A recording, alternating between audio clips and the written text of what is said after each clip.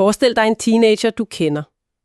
De har måske spillet håndbold eller fodbold i årevis, elsker holdet, elsker spillet, men så pludselig, fra den ene sæson til den næste, er de væk, de stopper.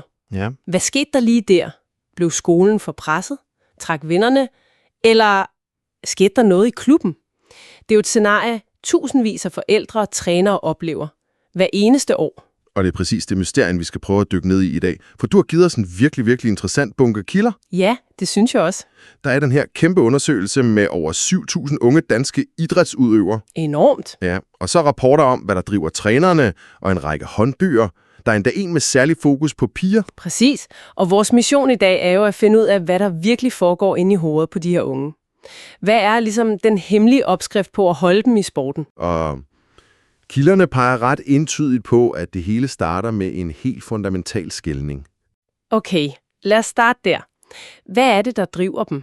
Hvorfor møder de overhovedet op en kold og mørk tirsdag aften? Altså dybest set kan man sige, der er 2 versioner af den samme spiller på banen. 2 versioner? Ja.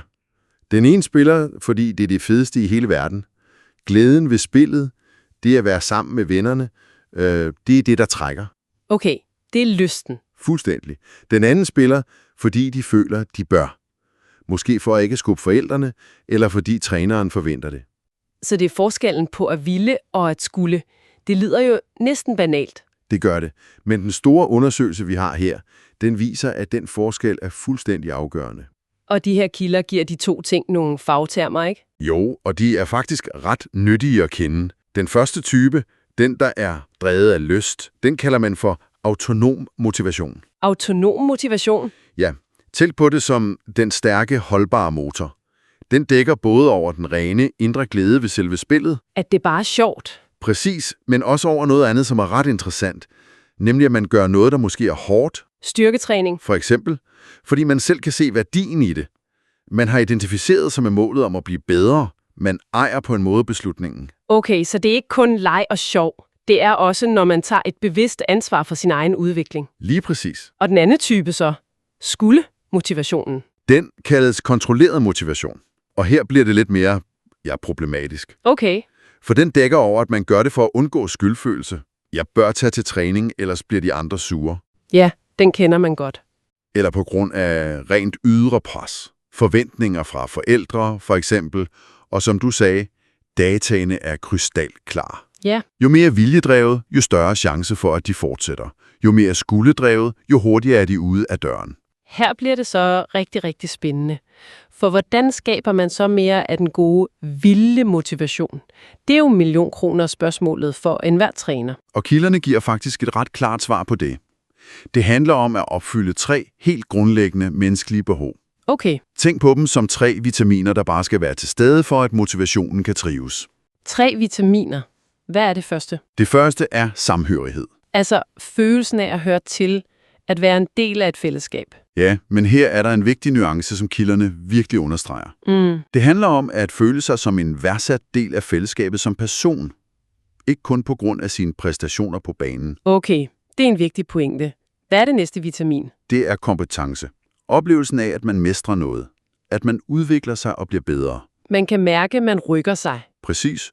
Og det sidste er autonomi. Og det betyder vel ikke, at de unge skal bestemme det hele og lave anarki til træning? Nej, overhovedet ikke. Det er en klassisk misforståelse. Det er følelsen af at have en stemme. At have valgmuligheder og deltage af egen fri vilje. Okay. At man forstår, hvorfor man laver en øvelse, i stedet for bare at følge en ordre. Når de 3 behov, samhørighed, kompetence og autonomi, er dækket, Ja. så blomstrer den der vilde motivation nærmest helt af sig selv. Så hvis de her 3 behov er opskriften, så må træneren jo være kokken. Det er et rigtig godt billede. For alle kilderne peger i hver halv på træneren som den absolut vigtigste person. Den store undersøgelse taler om 2 vidt forskellige verdener, en træner kan skabe. Et empowering og et disempowering miljø. Ja. Lad os folde det ud. Hvad betyder det i praksis på en regnfuld tirsdag til træning? Et empowering eller trivselsfremmende miljø er netop der, hvor træneren bevidst arbejder med at give de 3 vitaminer. Okay, hvordan? For at styrke kompetence, så fokuserer træneren på opgaveløsning. Det vil sige, at de roser for indsats og forbedring, ikke kun for resultater og sejre. De anerkender, når en spiller prøver noget nyt af og tager chancer. Så det handler om processen, at man anerkender forsøget, ikke kun det perfekte resultat. Lige netop. Og for at styrke samhørighed, så giver træneren social støtte. Hvad vil det sige? Så giver de autonomistøtte. Hvordan gør man det? Det kan være små ting, som at give spillerne et valg mellem 2 forskellige øvelser, eller ved at forklare formålet med en øvelse, så den giver mening for dem. Okay, så et disempowering miljø må jo være det stik modsatte. Ja. Den der klassiske filmtræner, der råber fra sidelinjen, kun roser topscoreren og lader resten af holdet løbe strafrunder, når de laver fejl. Det er et rigtig godt billede på det, faktisk. Det er en kontrollerende stil, der fokuserer benhårdt på resultater og skaber en usund intern konkurrence. Og det virker ikke? Forskningen er ikke i tvivl. Det miljø er en direkte vej til frafald. Men her er en af de mest overraskende pointer i hele den her bunke materiale. Kom med den. Det viser sig, at et dårligt træningsmiljø i første omgang ikke får de unge til at stoppe helt med sporten. Nå, hvad gør det så? Det får dem til at skifte klub. Aha, så de giver ikke op på fodbolden eller håndbolden med det samme? De leder efter et bedre sted at være? Præcis. Det tyder jo på, at deres grundlæggende motivation for selve sporten stadig er intakt, men de orker simpelthen ikke det dårlige miljø. De stemmer med fødderne. Fuldstændig. De leder efter et bedre fællesskab og en bedre træner, før de eventuelt kaster håndklædet helt i ringen. Det er vildt. Det understreger jo trænerens ansvar helt enormt. Der er en detalje i en af trænerhåndbøgerne, som jeg virkelig hæftede mig ved. Okay. De unge bliver spurgt, hvorfor de er stoppet. Og en af de hyppigste grunde er, og det er næsten et citat, træner og ikke kunne tale om andet end idræt. Wow. Ja. Det rammer jo lige ned i det, du sagde om social støtte og samhørighed. Ja, det er en fantastisk pointe. De efterspørger ikke en ekspert, der kun ser dem som en brik i et spil. Nej. De efterspørger en voksen rollemodel, der ser hele mennesket og viser interesse for deres liv uden for baneskolen, vennerne, fremtidsdrømmene. Men selv den bedste træner i verden kan jo ikke kontrollere alt det, der sker, når spillerne går hjem. Nej, selvfølgelig ikke. En af rapporterne nævner, at det største frafald sker lige omkring overgangen til en ungdomsuddannelse. Det er som om livet selv bliver sportens største konkurrent. Absolut. Kilderne kalder det en trykkekoger. Skole, lektier, fritidsjob, et socialt liv, der bare eksploderer med fester og kærester. Ja. Tiden bliver pludselig den mest knappe ressource, og når der skal prioriteres, er skolen sjældent til forhandling. Så er det ofte idrætten, der må ryge. Den rapport, der fokuserer specifikt på piger, peger på endnu et pres, der fylder enormt meget. Perfektionisme, og den er meget omhyggelig med at definere det. Det her er ikke det sunde ønske om at gøre sit bedste. Nej. Det er en decideret angst for at lave fejl. Ja, det er en ødelæggende kraft. Der er et citat fra en pige i rapporten, der virkelig fanger det. Fortæl. Hun fortæller, at selvom træneren roser hendes præstation, så er hun selv dybt utilfreds, fordi, som hun siger, det kunne have været meget bedre. Hun er fanget i en tankegang, hvor kun det absolut fejlfrie er godt nok. Wow, det ligger jo et umenneskeligt pres på en selv. Så hvordan bryder man den onde cirkel? Man kan jo ikke bare sige til dem, lad være med at være perfektionistisk. Nej, det virker ikke. Men man kan ændre kulturen. Og her er der et helt fantastisk eksempel fra en gymnastikforening i en af kilderne. Okay. Trænerne oplevede, at pigerne var så bange for at fejle, at de simpelthen ikke turde prøve nye svære spring. De var lammet af perfektionismen. De sad fast. Fuldstændig. Så trænerne gjorde noget ret radikalt. De indførte en ny regel. Det var bedre at prøve et nyt spring og fejle, end slet ikke at prøve. Aha. De begyndte aktivt at hylde forsøget. Hvis en gymnast kiksede et spring, men havde gjort det med mod og vilje, så var det der anerkendelsen lå. De flyttede simpelthen succeskriteriet. Præcis. Fra perfekt udførelse til modigt forsøg. Det er jo genialt. Det er en helt konkret måde at skabe psykologisk tryghed på.